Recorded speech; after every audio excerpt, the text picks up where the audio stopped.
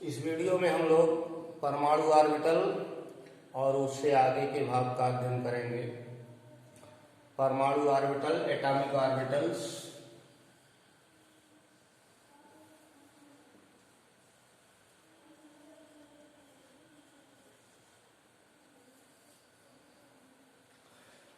प्रारंभिक परमाणु मॉडलों में जैसे नील्स बोर ने नाभिक के चारों ओर बहुत सारी अस्पष्ट वृत्तीय कक्षाओं की संकल्पना व्यक्त की थी।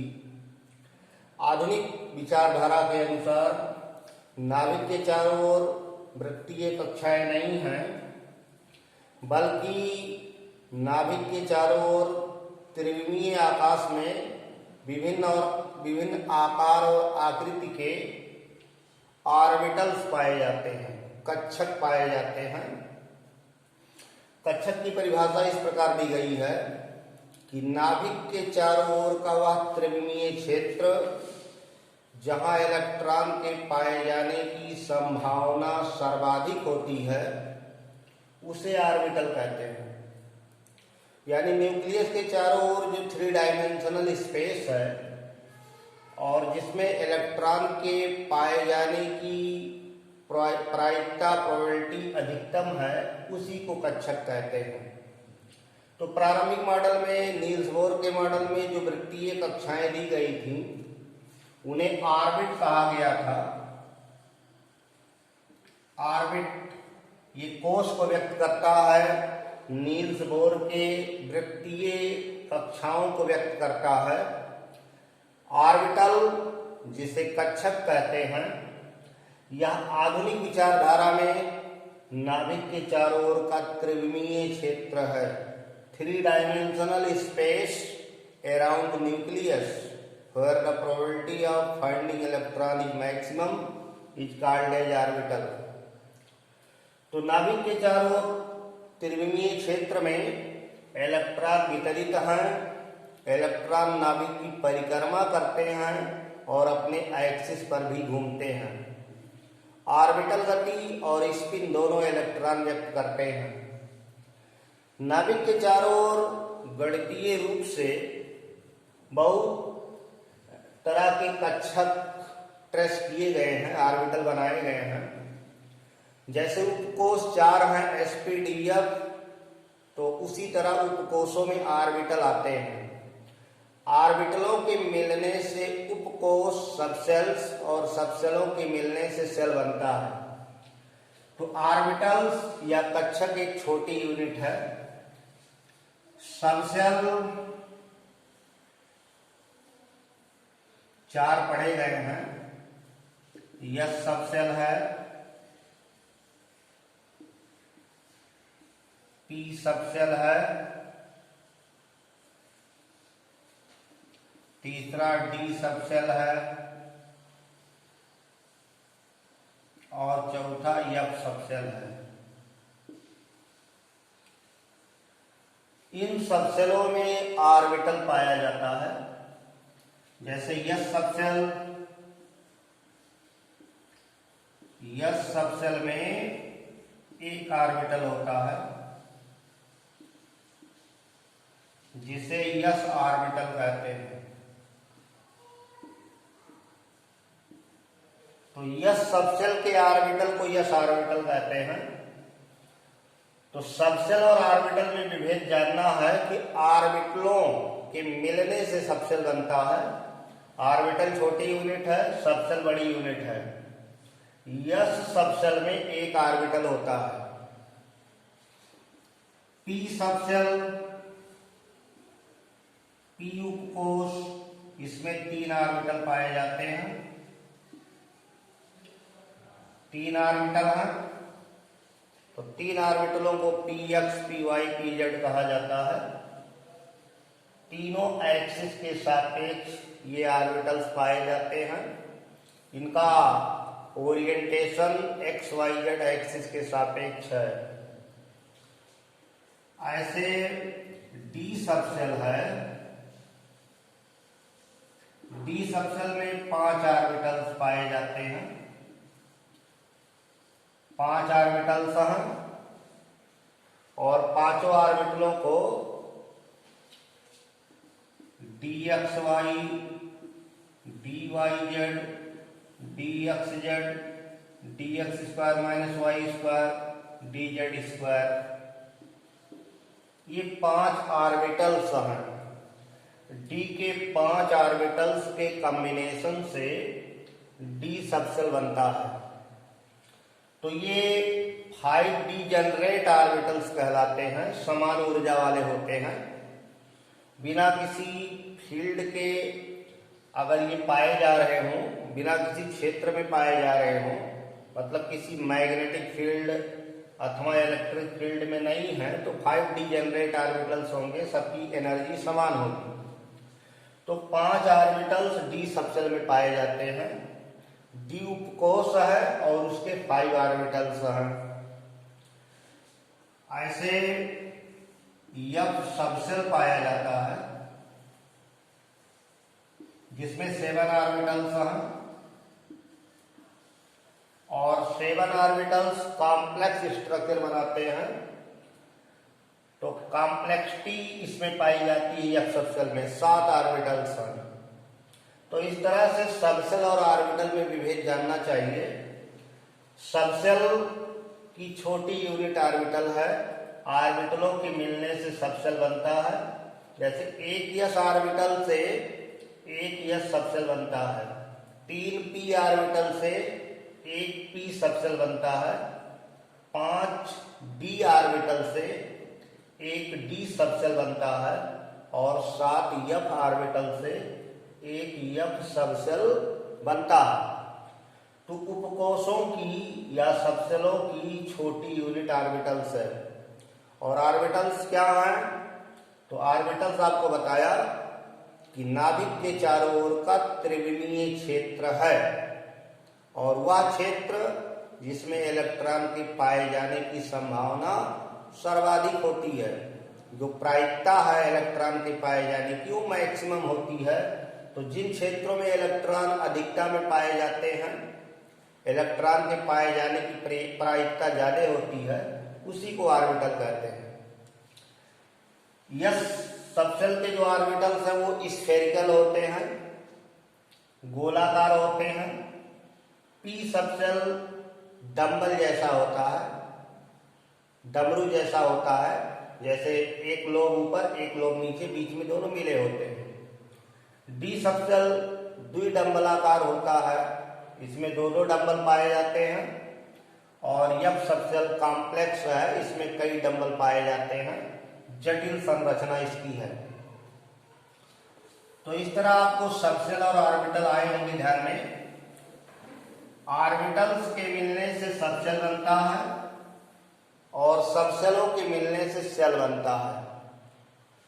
तो ऑर्बिट जो नील्स बोर ने बताया वो सेल को रिप्रेजेंट करता है, कोष को रिप्रेजेंट करता है।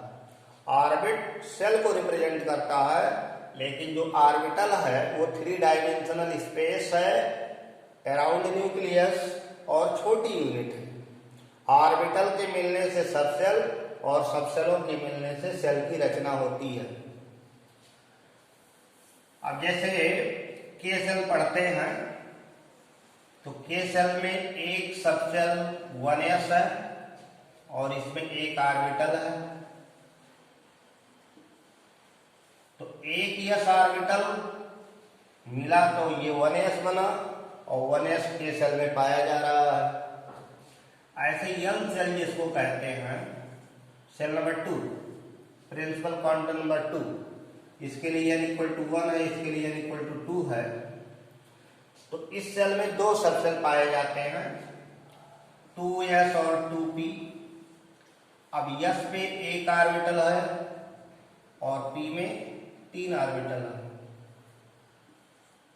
तो कुल मिलाकर के यंग सेल में 4 ऑर्बिटल हो जाएंगे, एक ऑर्बिटल 2s का और 3 ऑर्बिटल 2p के।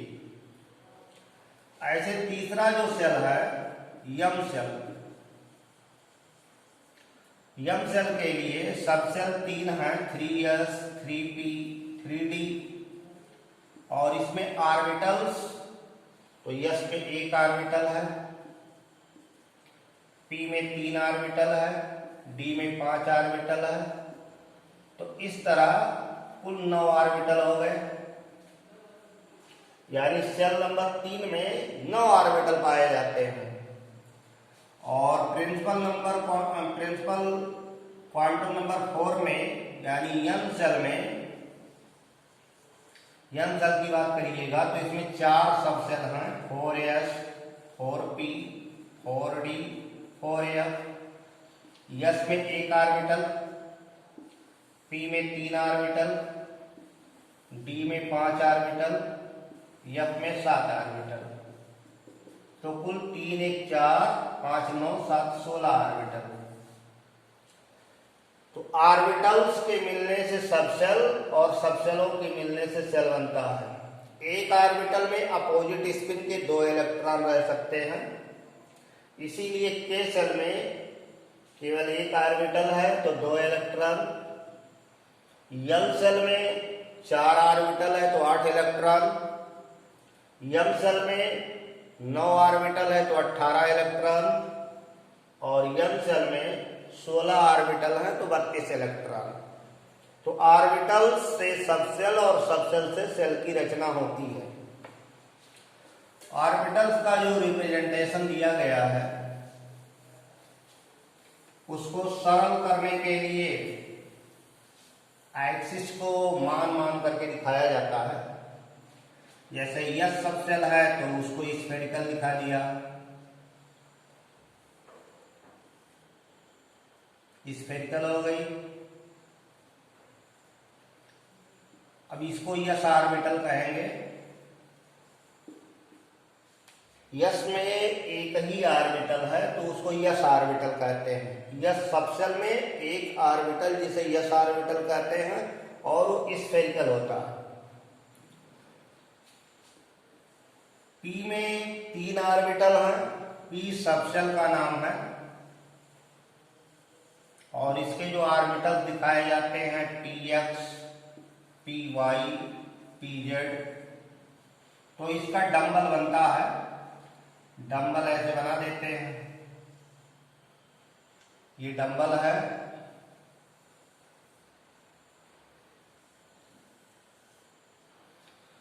अब इसको अगर x एक्सिस लिया जाए तो ये px हो जाएगा, ये px ऑर्बिटल कहलाएगा। ये y एक्सिस लिया है तो ये py ऑर्बिटल कहलाएगा। और इसको z एक्सिस लिया जाए तो ये pz ऑर्बिटल कहलाएगा। तो ऑर्बिटल में ये जो लोब दिखाते हैं ये इलेक्ट्रॉन के पाए जाने की संभावनाओं को यानी मैक्सिमम प्रोबेबिलिटी को व्यक्त करता है। अधिकतम, जहां प्रायिकता अधिकतम है और ये नीचे डायरेक्शन में अधिकतम है, तो ये जो हिस्सा है ये नाभिक से होकर गुजरता है। जहां दोनों लोब मिलते हैं वो हिस्सा न्यूक्लियस से गुजरता है। ट्रेसिंग के दौरान ये हिस्सा नाभिक से गुजरता है, इसको नोड कहते हैं। इस हिस्से में इलेक्ट्रॉन नहीं पाया जाता क्योंकि ये न्यूक्लियस से गुजरता है और न्यूक्लियस में इलेक्ट्रॉन नहीं पाए जाते। तो जिस भाग में ऑर्बिटल के जिस क्षेत्र में इलेक्ट्रॉन के पाए जाने की संभावना लगभग शून्य होती है, इलेक्ट्रॉन के पाए जाने की प्रायिकता शून्य होती है, उसे नोड कहते हैं। वो नोडीय तल कहलाएगा। नोड पर इलेक्ट्रॉन नहीं पाए जाएंगे। ऐसे जो डी सबसेल है वो द्विडंबलाकार आकृति का होता है, उसमें डबल डंबल होते हैं। तो डबल डंबलों में डी सबसेल है, इसमें 2 डंबल होते हैं।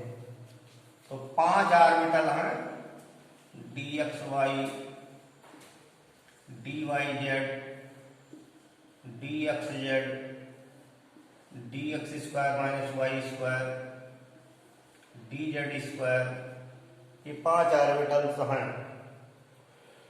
तो 2 डंबल दिखाने होते हैं तो थोड़ी कॉम्प्लेक्स स्ट्रक्चर बनती है, इसलिए उसको सरल करने के लिए ये तीन बिल्कुल एक जैसे होते हैं।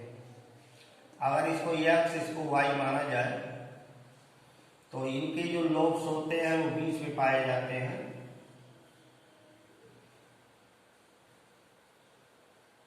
इनके जो लोब्स हैं वो बीच में पाए जाते हैं ऐसे। तो इसको dxy कहेंगे। इसको सिंपल करके दिखाया जा रहा है dxy ऑर्बिटल। और ऐसे इसको yz मान लिया जाए तो सेम स्ट्रक्चर बनेगी। इसको dyz ऑर्बिटल्स कहेंगे। ऐसे xz को दिखाने के लिए इसको x इसको z मान लिया जाए।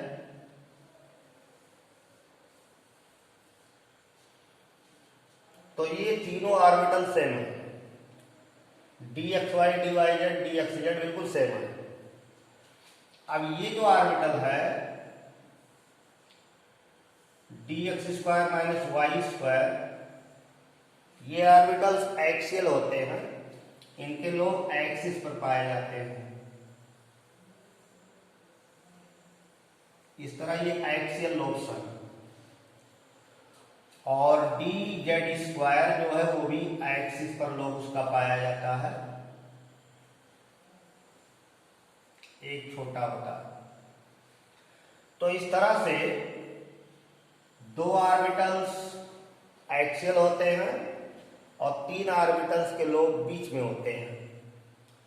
इसीलिए जब क्रिस्टल फील्ड स्केलेटिंग का अध्ययन किया जाता है, जहां इनको किसी लिगांड फील्ड के क्षेत्र से गुजारा जाता है, तो वहां स्प्लिटिंग हो जाती है। डी ऑर्बिटल्स जो डीजेनरेट बताए गए 5d ऑर्बिटल्स हैं, डीजेनरेट हैं, मीन्स पांचों की एनर्जी समान है, लेकिन लिगांड फील्ड में ये स्प्लिट कर जाते हैं, खंडों में टूट जाते हैं, जिसमें 3 की एनर्जी सेम रहती है, 2 की एनर्जी सेम रहती है और दोनों 2 सेटों में बढ़ जाते हैं। तो वहां क्रिस्टल फील्ड स्प्लिटिंग हो जाती है, क्योंकि असमान रूप से फोर्सेज इन पर लगने लगते हैं। तो वहां इनका एनर्जी डिफरेंस आ जाता है। लेकिन विदाउट एनी फील्ड, बिना किसी क्षेत्र में अगर ये ऑर्बिटल्स पाए जाते हैं तो ये डीजेनरेट होंगे, समान ऊर्जा वाले होंगे। तो डी सबसेल में 5 ऑर्बिटल्स पाए जाते हैं जो आपको दिखाए गए। डबल डंबल है, द्विडंबलाकार आकृति के होते हैं।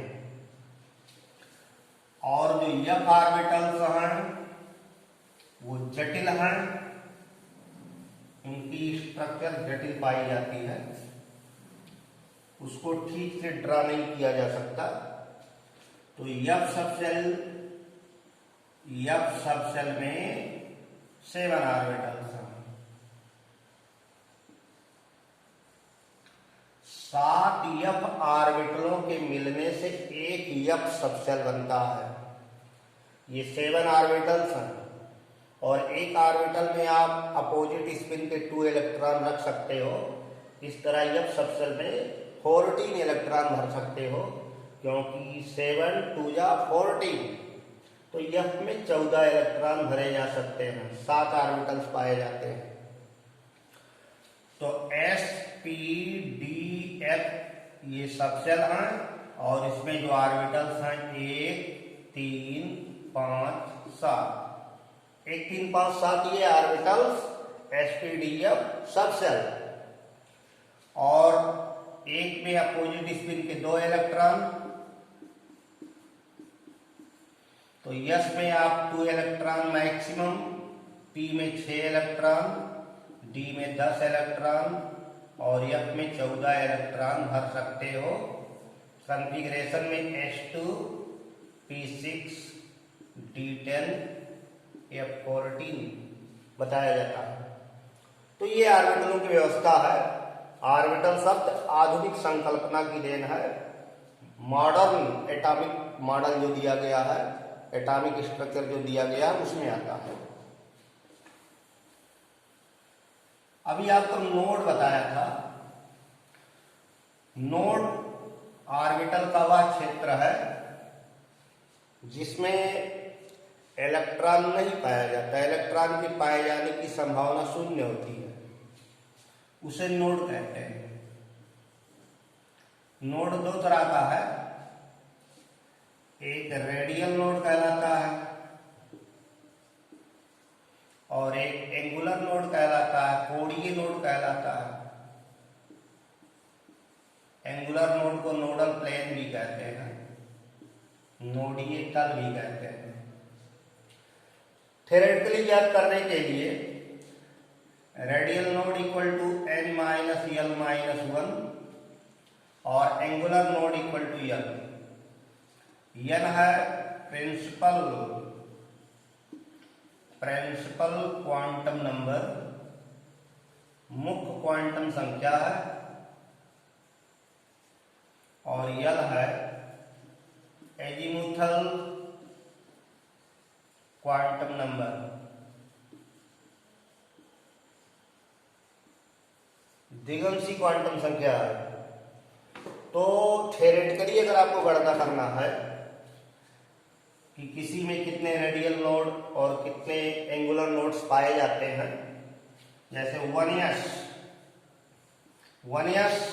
ऑर्बिटल में कितने नोड पाए जाएंगे, तो n की वैल्यू 1 हो गई और s के लिए एजीमुथल क्वांटम नंबर 0, तो रेडियल नोड इक्वल टू हो जाएगा, radial node equal to 1 minus 0 minus 1 this is equal to 0।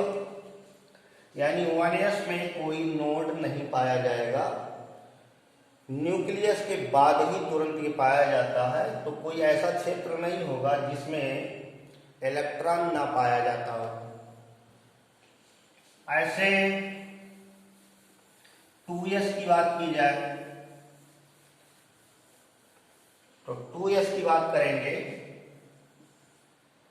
तो प्रिंसिपल क्वांटम नंबर 2 है, s के लिए एजीमुथल 0,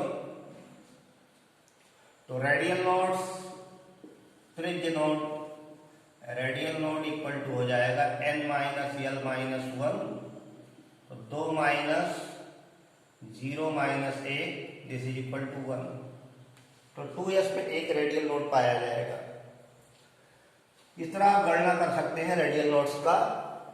और एंगुलर नोड दिगंशी या एजीमुथल क्वांटम नंबर के बराबर है, तो अगर यस है तो यल की वैल्यू 0, यानी यस में कोई एंगुलर नोड नहीं पाया जाएगा।